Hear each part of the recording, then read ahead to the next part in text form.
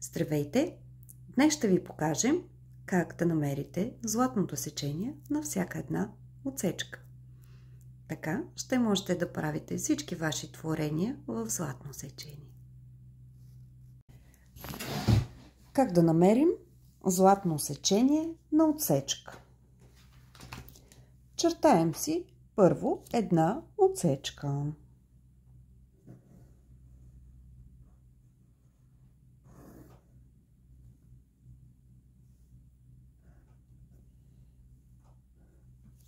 Така. Маркираме си, че отсечката ни е примерно АБ. Първата стъпка е да направим перпендикулярна следваща отсечка, която да е половината на АБ. В случая е 8, значи нагоре трябва да е 4 см.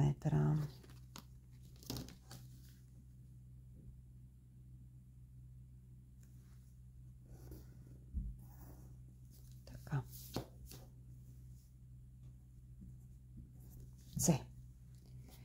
Свързваме в триъгълник.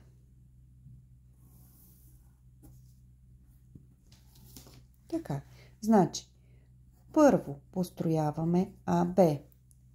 Второ построяваме СБ, която е половината от АБ. После от точка С построяваме окръжност с радиус равен на СБ. Взимаме си пергелче, измерваме си. Точно го направих, без да искам. И построяваме окръжност от точка С с радиус равен на отсечката CB.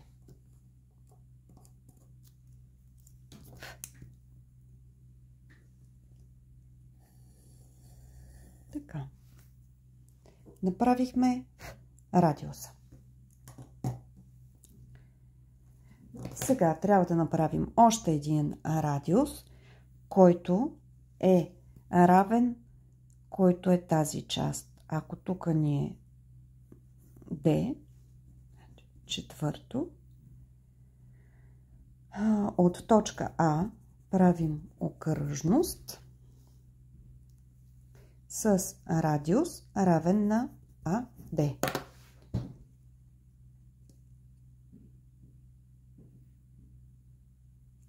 Така.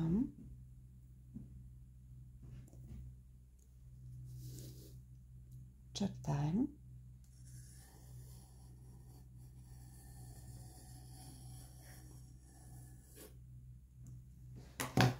Така. Построихме и тази окръжност.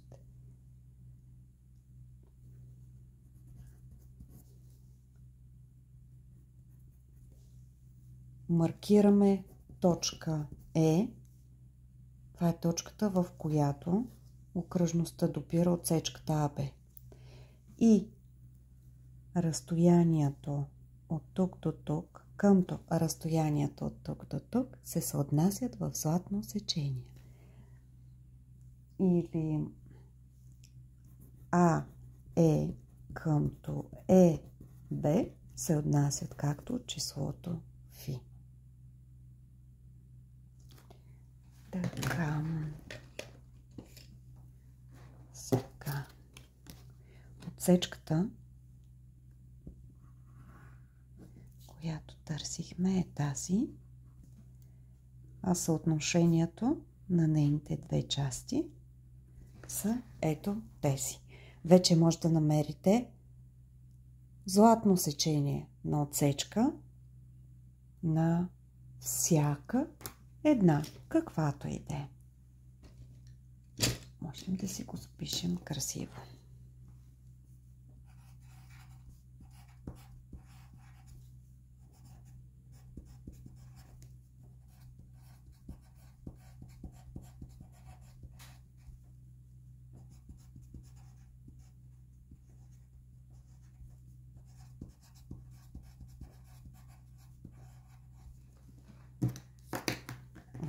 До